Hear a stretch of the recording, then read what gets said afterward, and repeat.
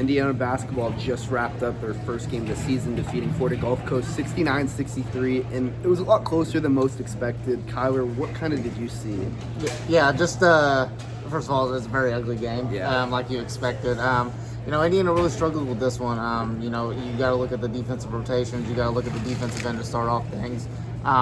Indiana just did not rotate very well, and especially when it came to just giving Florida Gulf Coast just so many open opportunities, at the three-point line, which they took advantage of. I don't remember what the final stat count was with those guys, but they kept themselves in the game, and then they fought. They going into the second half. Indiana was only up 2.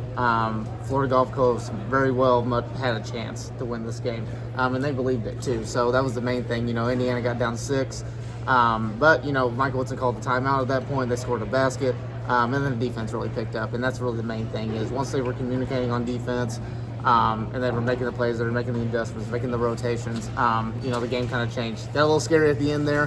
They kind of let up on the gas a little bit. But Indiana found a way. They made their free throws down the stretch, and they escaped this one. But it was an ugly one. You kind of expected it to be. But Indiana, they got room to improve here. Now they know what they really need to work on. Yeah, areas of improvement. It seemed like free throws, a lot of missed free throws in this game, especially in the first half, and then defensive rebounding. Florida Gulf Coast had over 10 defensive rebounds. I believe finished tied total rebounds. For a team that is much bigger in Indiana, that should not have happened, and it was a real issue in this one. Yeah, absolutely. I'm a big believer. I've said this the last 2 years with Trace and Race Thompson, especially last year when they had Trace, Race, Jordan Geronimo, Malik Ryu. I don't think Indiana, with as much size and length that they have this year, they should never be out rebounded. They got some guys, they got some aggressive guys. Even when you look at the guards, Michael Woodson mentioned it. He wants his guards, he wants his wings to go in and rebound as well. So we got to see a lot bit more of that. Khalil Ware can't be the only guy fighting for rebounds down there. Malik Renew's got to step up. Anthony Walker, and hopefully when you get Peyton Sparks back, when he's healthy, he's going to be a big factor in that area. But Indiana's got to get better on the boards, early. So that's going to be one of those things that they got to improve on moving forward. Yeah. Speaking of the guards, Gabe Cupps, the freshman, he finished the game. Mackenzie McBacco was really not a factor in this one. Kind of didn't play much down the stretch. Gabe Cupps kind of replaced him in that closing lineup as they went 3 guards with him, Galloway and Xavier Johnson. What kind of did you see from that? Yeah, Gabe's a winner. Michael Woodson said that. A lot of the Indiana fans that have followed Gabe Cupps throughout his high school career, he's a winner and he's going to make winning plays. Just a real scrappy guard, and he has such good IQ on both ends of the floor. So, Mackenzie and Baco, you would think, just from looking at the lineups on paper, you would think, he would be the guy to close it out. But, Gabe Cupps was the guy. He was, I don't want to say the hot hand, but the guy that Michael Woodson had to ride with a little bit because he was making the winning plays with that. So I expect to see a little bit more of that 3-guard lineup with, alongside with Malik and Khalil.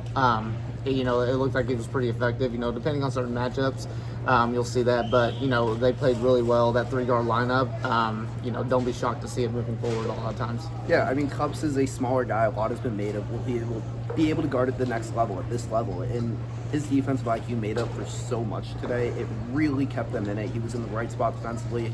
Used his hands really well on that end.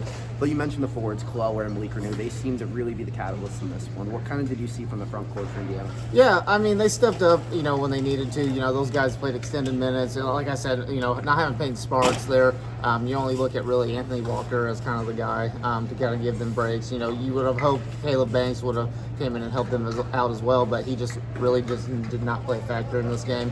All that much, so still trying to figure it out a little bit. But, with just Malik and Khalil, I thought they stepped up pretty well tonight. They're one of the reasons why Indiana was able to escape with the win here. Malik, the big thing is with him, he's still got to work on that foul trouble. It's still not good.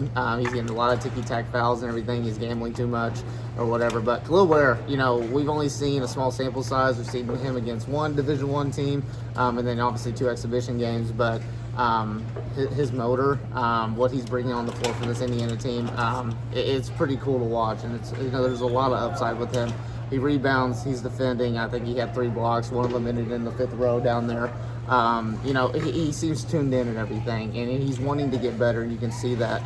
This is definitely not the Oregon Khalil from what we've seen. So, those guys step up. Hopefully, when Peyton Sparks comes back, we'll have a little bit better rotation there, and those guys really don't have to carry much of a load. Yeah, despite the issues, the rebounding, the free throw shooting, Indiana still pulled off the victory, still pulled it out, and they'll be back in action Sunday when they take on the school Bob Knight coached before Indiana Army. So it'll be a special night here in Assembly Hall, and we'll have more from there. Yeah, absolutely. So check out HoosierIllustrated.com for all the information and everything, all the previews. So any escapes this one, hopefully they have a better performance next week.